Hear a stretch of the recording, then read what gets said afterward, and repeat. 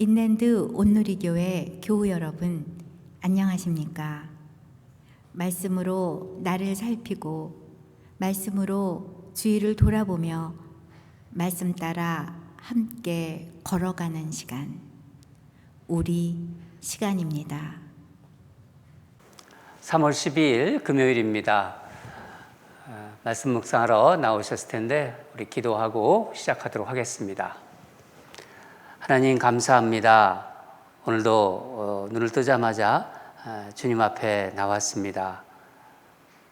말씀 묵상하러 나온 우리 사랑하는 성도들, 오늘도 말씀의 은혜에 젖어들도록 주께서 인도하여 주시옵소서.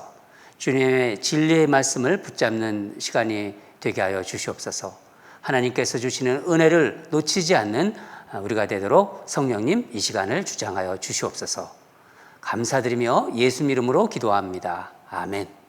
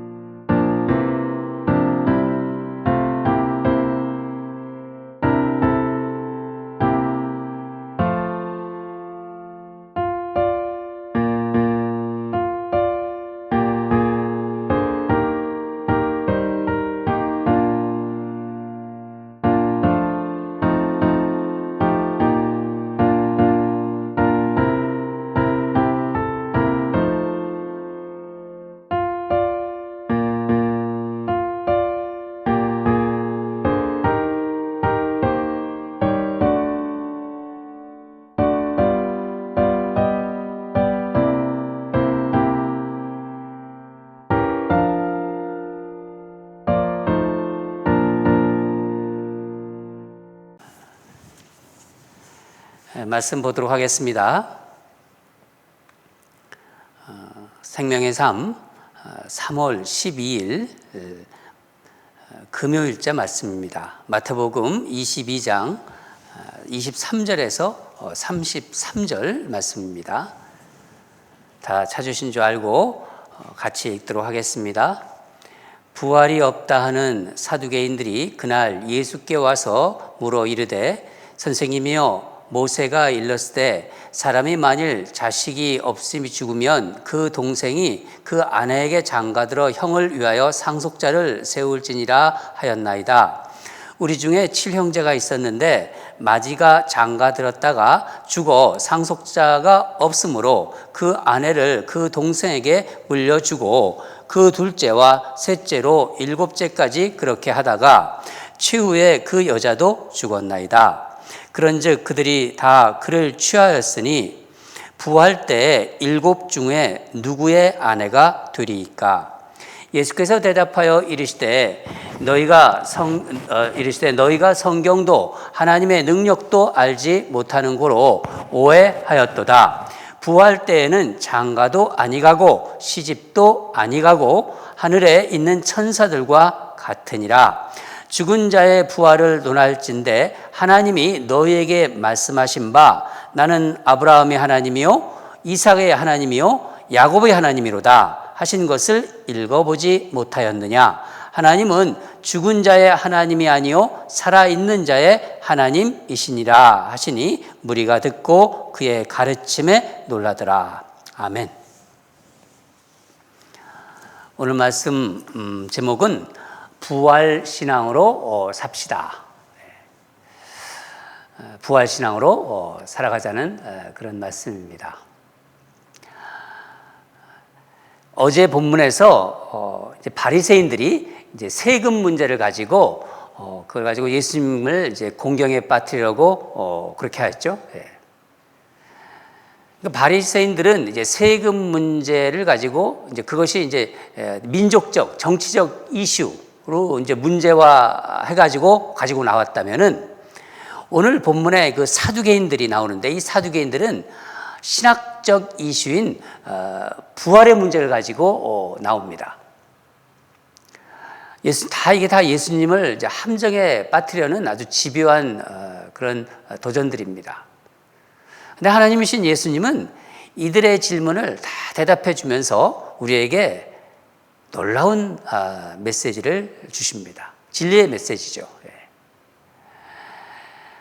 사두개인들이 묘한 질문을 가지고 나오는데 이것은 모세오경에서 이제 신명기에 나오는 수혼법이라고 있어요. 수혼법, 계대결혼을 말하는 건데 형이 죽잖아요. 그럼 형이 죽으면은 동생이 이제 대를 잇기 위해서 이제 그 집안의 대를 잇기 위해서 형의 아내를 이제 아내로 이제 맞이하는 그런 법이 있습니다. 수혼법이라고 하는데 한번 25절부터 27절을 같이 읽도록 하겠습니다. 우리 중에 7형제가 있었는데 마지가 장가들었다가 죽어 상속자가 없었으므로 그 아내를 그 동생에게 물려주고 그 둘째와 셋째로 7째까지 그렇게 하다가 최후에 그 여자도 죽었나이다. 7형제를 둔 이제 마지가 이제 죽게 돼요. 죽어서 동생들이 차례로 그 형의 아내와 이제 결혼했는데 만약 부활한다면은 이 여인은 누구의 아내가 될 것인가? 그걸 묻는 거예요. 여러분 한번 생각해 보세요. 아무리 예라 해도 이런 일이 있을까요?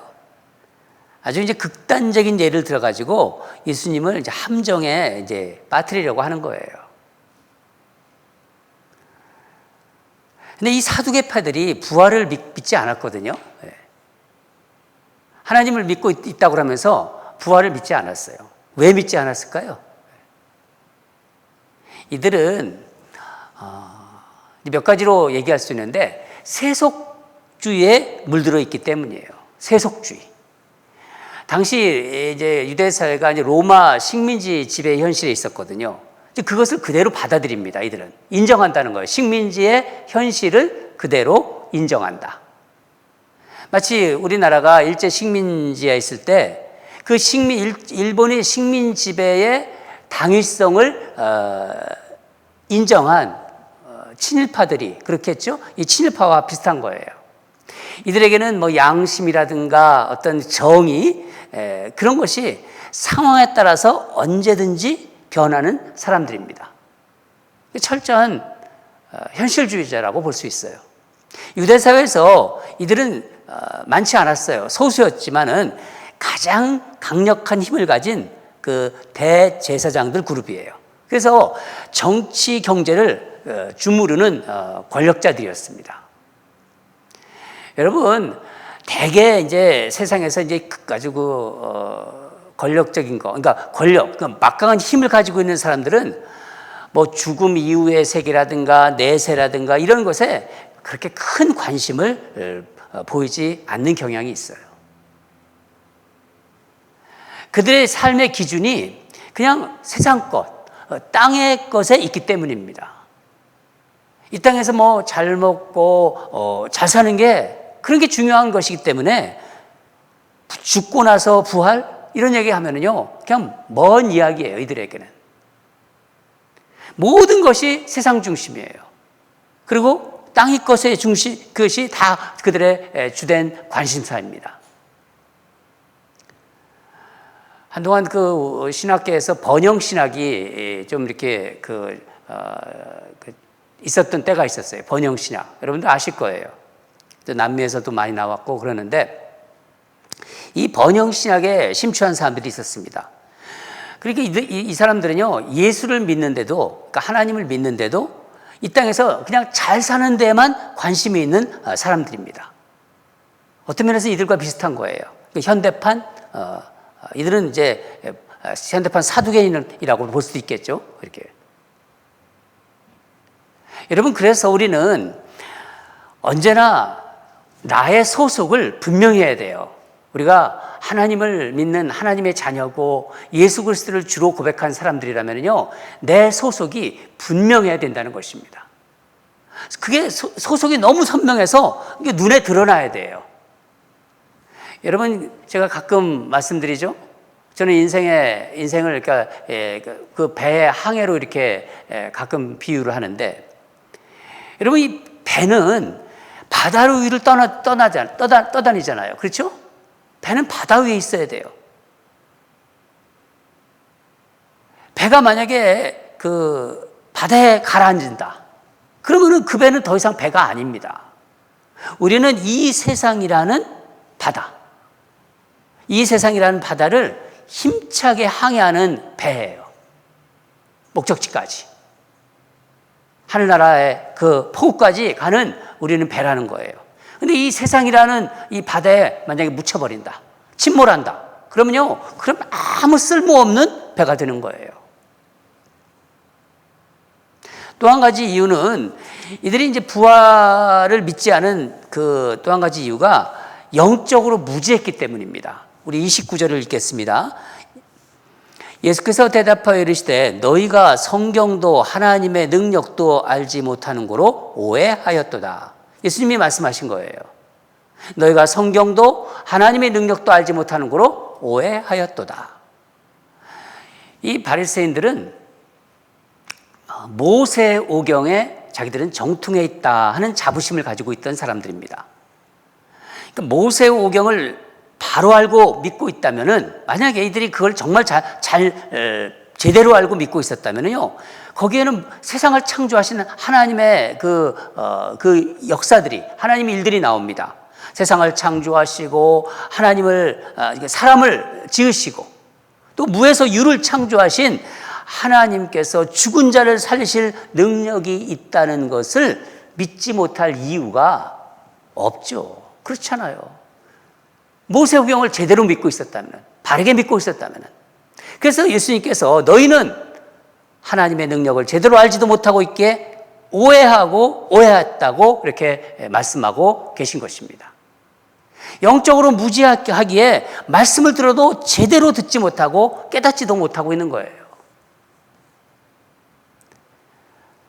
또 한 가지 이유가 있는데, 이들은 부활을 믿지 않으면서도 부활 이후의 삶이 이 세상의 삶과 같을 것이라고 착각하고 있어요. 그러니까 세상의 눈으로 부활을 바라보는 것입니다. 그러니까 천국을 바라보는 거예요. 부활도 믿고 있지 않으면서. 천국에서도 결혼 관계가 있을 것이라고 생각하잖아요. 그러니까 이런 질문을 하는 거죠. 부활 때 7 중에 누구의 아내가 되리이까? 그래서 예수님께서 어떻게 말씀하십니까? 30절 보면은요, 부활 때는 장가나 시집 가는 일이 없다. 장가 들고 시집 가는 게 없다는 거예요. 여러분, 부활 이후에 우리의 삶은요, 완전히 새로워집니다. 세상에서 가장 친밀한 관계가 여러분 어떤 관계인 것 같아요? 사실 부부 관계 아닙니까? 부부 관계. 이 부부 관계는 정말 친밀하지만 완전하지 않아요.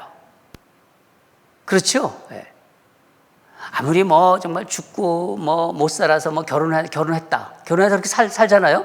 살다 보면요, 또 싸우기도 하고 상처도 주고 또 관계까지가 망가지는 그런 경우도 있지 않습니까? 이 세상의 모든 관계는요, 사실은 자기 중심이에요. 그리고 자아 중심입니다. 그 관계 속에서 살아가는 것입니다. 그러나 천국에는요, 상처를 받거나 싸우는 일이 없어요. 그냥 온전하고 친밀하고 완전한 관계. 이 세상은 불완전한 관계지만은 천국은 완전한 관계입니다. 하나님과 정말 그 기쁨, 하나님과의 관계, 하나님과 최고의 기쁨과 그 친밀감을 누리면서 살아가는 거예요. 여러분 좋으시죠? 하나님과 그렇게 친밀하게 관계를 맺고 살아간다는 거. 정말 새로운 기쁨이에요. 여기서 겪는 기쁨, 그것에 비교할 수가 없을 것 같아요. 또한 이 부활 이후의 삶은 죽음이 없잖아요. 그렇죠? 다시 살았으니까 죽음이 없죠. 이제는 영원히 사는 거죠. 그렇기 때문에 사람이 아이를 낳을 필요가 없는 거예요. 그러니까 당연히 결혼할 필요도 없죠. 영원히 사는 거예요. 주님이 말씀하신 것입니다. 이 주님이 천국에 대한 것을 조금 말씀해 주셨어요. 물론 다른 곳에서도 말씀하셨지만은 이 세상의 눈으로 볼 수 없는 것이에요. 차원이 다른 거예요. 차원이. 조금 뭐가 좀 바뀌었다? 그게 아니에요. 완전 차원이 다른 그런 삶입니다. 여러분, 이 땅의 삶은 불완전하잖아요. 시기하고 질투하고 막 사랑하려고 하지만은 또 온전히 사랑하지 못하잖아요. 근데 우리가 부활하면 모든 게 나 중심의 그런 관계 속, 나 중심의 그런 것이 아니라 예수님 중심으로 그냥 자연스럽게 살아가는 거예요. 얼마나 좋겠어요, 여러분. 좋으시죠? 예. 근데 우리가 부활한다는 걸 어떻게 알죠? 예. 성경을 바로 믿으면 부활을 알게 됩니다. 예수님께서 이제 부활한 아침에도 근데 안타깝게도 제자들이 부활하신 예수님 알아보지 못했잖아요. 그렇죠? 그때 예수님이 너희가 왜 성경 말씀을 믿지 못하느냐 그렇게 말씀하셨어요. 그러니까 부활은 하나님 말씀 안에 있는 거예요. 하나님 말씀 안에. 하나님은 영원하시고 스스로 존재하시는 자존자죠. 자존자이신 하나님, 무에서 유를 창조하신 하나님은 그 어떤 인간의 지식이 아니라 믿음으로 볼 때 알게 되는 거예요. 믿음의 눈으로 볼 때. 우리 31절과 32절을 읽겠습니다. 시작. 죽은 자의 부활을 논할진대 하나님이 너희에게 말씀하신 바 나는 아브라함의 하나님이요 이삭의 하나님이요 야곱의 하나님이로다 하신 것을 읽어보지 못하였느냐. 하나님은 죽은 자의 하나님이 아니요 살아있는 자의 하나님이시라 하시니. 아멘. 아브라함, 이삭의 하나님, 야곱의 하나님, 그 하나님은 죽은 자의 하나님이 아니라 산 자의 하나님이다. 기막힌 말씀이에요. 잘 생각해 보면요, 정말 놀라운 말씀입니다. 이 말씀은 예수님께서 출애굽기 3장 6절을 인용해서 말씀하신 건데, 아마 이 말씀을 안 해주셨으면요, 이 바리새인들이 구약의 아브라함, 이삭, 야곱의 그 하나님이 부활했다는 것을 꿈에도 알지 못했을 거예요. 하나님은 어떻게 지금 말씀하고 계시냐면요, 하나님이 이렇게 말씀하셨다는 거예요. 예수님께서 말씀하셨는데, 하나님이 현재 시제로, 그러니까 지금 시제로, 현재 시제로 나는 아브라함의 하나님이다, 이삭의 하나님이다, 야곱의 하나님, 이렇게 말씀하셨지, 나는 아브라함, 이삭, 야곱의 하나님이었다, 그렇게 과거로 말씀하지 않으셨다. 그렇게 지금 예수님께서 말씀하시는 거예요. 왜냐하면 하나님은 죽은 자의 하나님이 아니시고 산 자의 하나님이시기 때문이라는 거죠. 여러분, 하나님하고 관계가 있다. 우리가 그렇지 않습니까? 하나님을 믿고 있고 예수 그리스도를 주로 고백하고 있잖아요. 그러니까 하나님하고 관계 있는 이름은요, 다 산 자의 이름이에요. 죽은 자의 이름이 아닙니다. 죽은 자는 하나님과 관계가 없어요. 그리스도인은 죽은 자의 이름을 부르지 않습니다. 그렇죠? 네.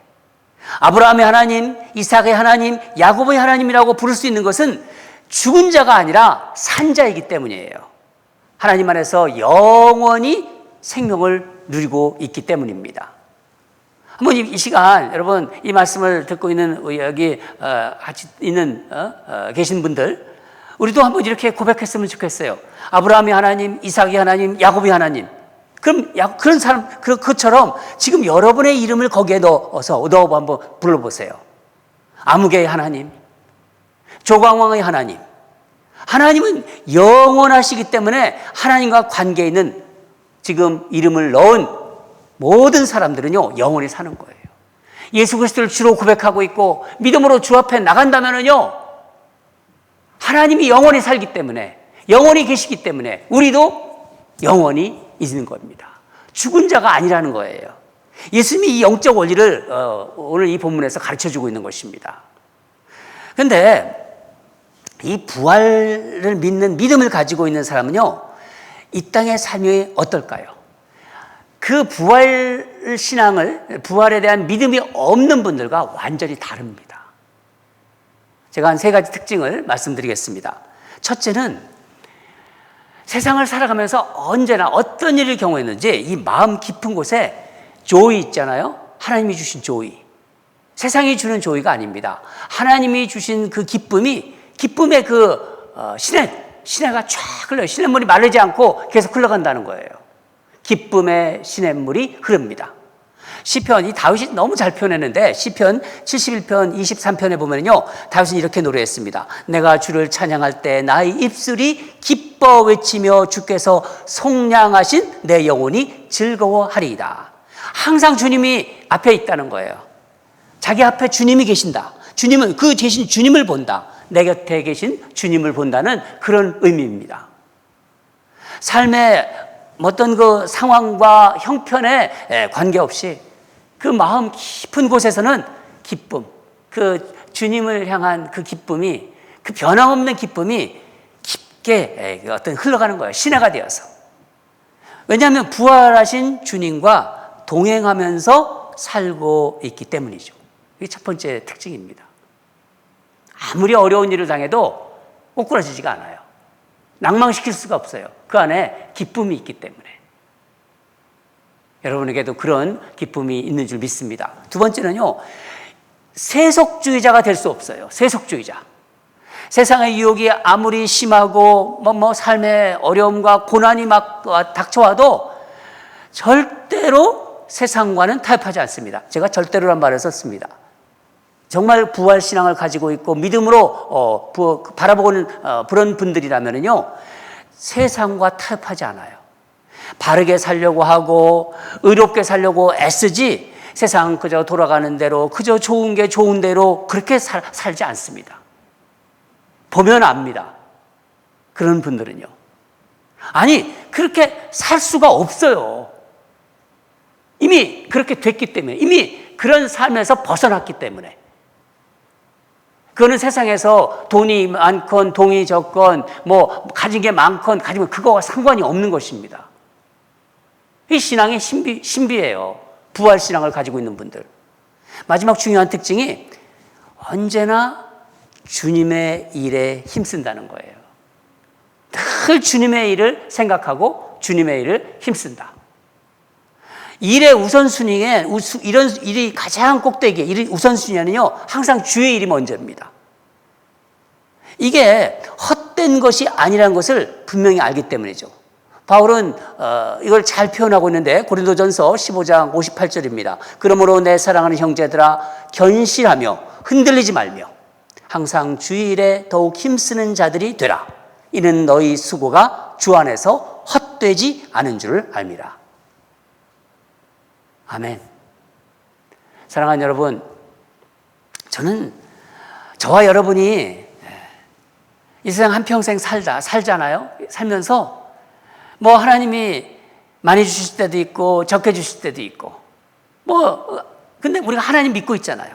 그럼 제가 여러분이 가진 모든 것, 뭐 시간이라도 그 시간도 또 재물도 다 정말 영원한 가치 있는 것을 위해서 사용되기를 바랍니다. 내가 쓰는 재물, 내가 쓰는 물질, 내가 보내는 시간 이런 게 다 영원한 하나님 나라와 연결되기를 바란다는 거예요. 저희 삶도 그렇고 여러분의 삶도 그렇고 부활의 소망이 분명하기에 아깝지 않아요. 그렇지 않습니까? 멀리 나는 독수리는요 멀리 바라보잖아요. 우리는 멀리 바라보는 사람들입니다. 그렇죠 여러분? 이런 삶 얼마나 멋집니까? 아웅다웅하지 않고 멀리 바라보면서 정말 하나님과 동행하는 삶입니다. 오늘도 그런 부활 신앙으로 살아가시기를 바랍니다. 기도하겠습니다. 사랑하는 하나님 아버지, 오늘 바리새인들에게 예수님께서 그들의 질문에 대답하면서 놀라운 부활에 대한 말씀을 주셨습니다. 얼마나 가슴이 뛰는지 모르겠습니다. 이 땅에 지금 환란이 지속되고 있지만은 우리는 주님 안에서 부활할 것이고 그 천국에는 가장 완전한 관계로 주님과 정말 친밀한 교제 속에서 영원히 살면서 새로운 차원의 삶을 그렇게 말씀해 주신 우리 예수님, 이 말씀을 들으면서 새로운 희망과 소망이 다시 차오름을 느낍니다. 힘들고 어려운 이 땅의 삶을 살아가는 우리 하나님의 백성들, 오늘 이 말씀으로 크게 위로받고 부활신앙으로 살아가도록 성령님 늘 동행해 주시고 붙잡아 주시고 순간순간 인도하여 주시옵소서. 감사드리며 예수님 이름으로 기도합니다. 아멘. 계속해서 기도하겠습니다. 우리 눈을 열어서 하나님이 주시는 말씀을 통하여 부활의 능력, 부활의 소망을 갖게 하소서. 부활의 능력을 체험하고 부활의 소망을 갖게 하소서. 썩어 없어질 세상 것이 아니라 영원한 것을 위해서 정말 지혜롭게 준비하는 우리가 되게 해달라고 우리 주님을 간절히 이 부활신앙의 그 마음으로 이 기도를 올려드렸으면 좋겠습니다. 두 번째는 지금 우리가 사순절을 지금 보내고 있습니다. 이 사순절 기간 동안 매일 말씀을 묵상하며 주님의 은혜를 더 깊게 누리게 해달라고. 주님이 이제 고난받는 그 시간으로 계속 들어가고 있는데 그 고난에 우리가 참여하면서 이 땅에서 예수님이 그 겪었던 고난을 더 깊이 묵상하며 주님이 주시는 은혜, 또 말씀이 주시는 은혜를 속에서 정말 더 깊은 주님과 하나 되고 또 교제하는 그런 은혜로운 시간으로 우리의 삶을 인도해 달라고 우리 이렇게 사순절을 생각하면서 우리 계속 기도하겠습니다. 다 같이 기도하겠습니다.